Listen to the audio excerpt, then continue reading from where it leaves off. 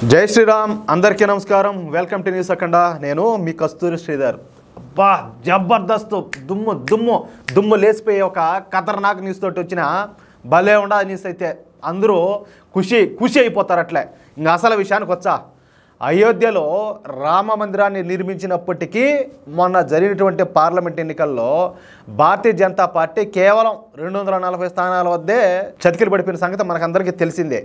అయితే 40 స్థానాలు కూడా రావనుకున్నటువంటి కాంగ్రెస్ పార్టీ ఏకంగా 99 స్థానాలను కైవసం చేసుకునేది. ఊరి నాయన కానీ 543 స్థానాలకు 99 స్థానాలు వచ్చినందుకే కాంగ్రెస్ పార్టీ ఏంటంటే తెగ సంబరపడిపోయి పండగ చేసుకుంటుంది. ఊరికే కూడా కాదు, కాంగ్రెస్ పార్టీకు 99 సీట్లు వచ్చినాయన్న విషయాన్ని ఇప్పటికి కూడా కాంగ్రెస్ పార్టీ నాయకులు అందులో ముఖ్యంగా ఈ రాహుల్ గాంధీనే నమ్మలేకపోతున్నాడు. ఆ ఆనందంలో ఏంటంటే ఈ రాహుల్ గాంధీకు కాంగ్రెస్ పార్టీకు పట్టణ పక్క లేకుండా పోతున్నాయి. ఓ అమ్మ ఇంక నిలిచేట్టుగా లేరు వీళ్ళు, మేము ఇంకా నెక్స్ట్ అధికారంలోకి వస్తున్నాం అనేటట్టు ఆ రేంజ్లోకి వెళ్ళిపోయినారు. ఆ ఆనందంలోనే పార్లమెంట్లో ఈ రాహుల్ గాంధీ ఏం మాట్లాడుతున్నాడో ఆయనకి అర్థం కావడంలా. పైగా ఏంటంటే 2029లో అధికారంలోకి వచ్చేది తామేనని చెప్పి రాహుల్ గాంధీతో పాటు వాళ్ళ తోక పార్టీలు అలాగే వాళ్ళ అమాయక అభిమానులు భావిస్తూ ఉన్నారు. ఇంక చూడండి పాపం, భావించడం కాదు బలంగా నమ్ముతున్నారు కూడా వాళ్ళు. అందుకే రాబోయేటటువంటి ఎన్నికల్లో రాహుల్ గాంధీనే ప్రధాన అభ్యర్థి అంటూ కాంగ్రెస్ పార్టీ ప్రచారం చేసుకుంటా ఉన్నది. ఇక ఈ విషయంపై కేంద్ర హోంశాఖ మంత్రి అమిత్ షా గారు కొన్ని కీలక వ్యాఖ్యలు చేశారు. అది ఏంటయ్యా అంటే 543 స్థానాలకు 99 ఎంపీ స్థానాలు వచ్చినందుకే కాంగ్రెస్ పార్టీ ఇంత సంబరపడిపోతా ఉంటే ఇంకా 240 స్థానాలు వచ్చినా మేమెంత సంబరపడిపోవాలా అని చెప్పి మాట్లాడినాడు. మీకు అందరికీ అర్థమయ్యేట్టుగా ఒక మాట ఒకటి చెప్తా. ఈ పాయింట్ ప్రతి ఒక్కరు తెలుసుకోవాలా, అలాగే ప్రతి ఒక్కరు కూడా గుర్తుపెట్టుకోవాలా.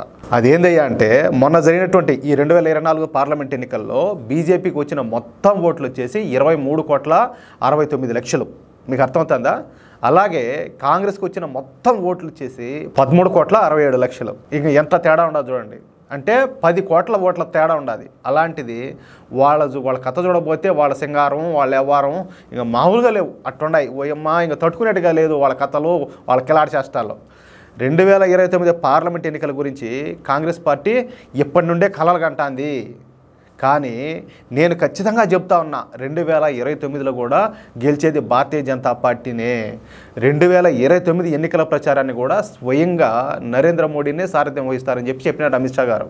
అంతేకాదు 2029 పార్లమెంటు ఎన్నికల్లో గెలిచి వరుసగా 4వ సారి ప్రధాని నరేంద్ర మోడీ ప్రధాని అవ్వడం ఖాయం.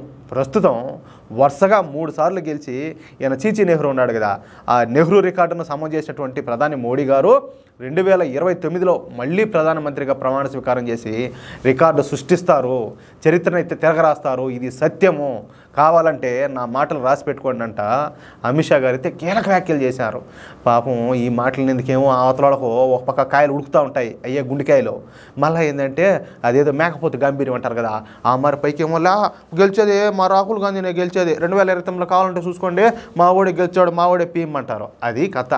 ఈ వీడియోపై మీ యొక్క అమూల్యమైన అభిప్రాయాలను దయచేసి ప్రతి ఒక్కరు కూడా కామెంట్ రూపంలో తెలియజేయాలని చెప్పి కోరుకుంటూ, అలాగే ఈ వీడియో నచ్చితే దయచేసి ప్రతి ఒక్కరు కూడా మన వీడియోని లైక్ చేయడంతో పాటు ఈ విలువైన సమాచారాన్ని, అలాగే నలుగురు కూడా ఈ భారతీయ జనతా పార్టీ కార్యకర్తలు అందరూ కూడా బాగా ఖుషి అయ్యేటటువంటి న్యూస్ అన్నమాట ఇది.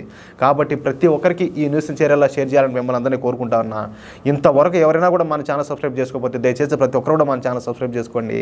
అలాగే మేము అందించే ప్రతి వీడియో కూడా మీకు నోటిఫికేషన్ రావాలంటే తప్పనిసరిగా ఆ బెల్ సింబల్ అయితే క్లిక్ చేయండి. ప్లీజ్ సపోర్ట్ చేయండి. జై శ్రీరామ్.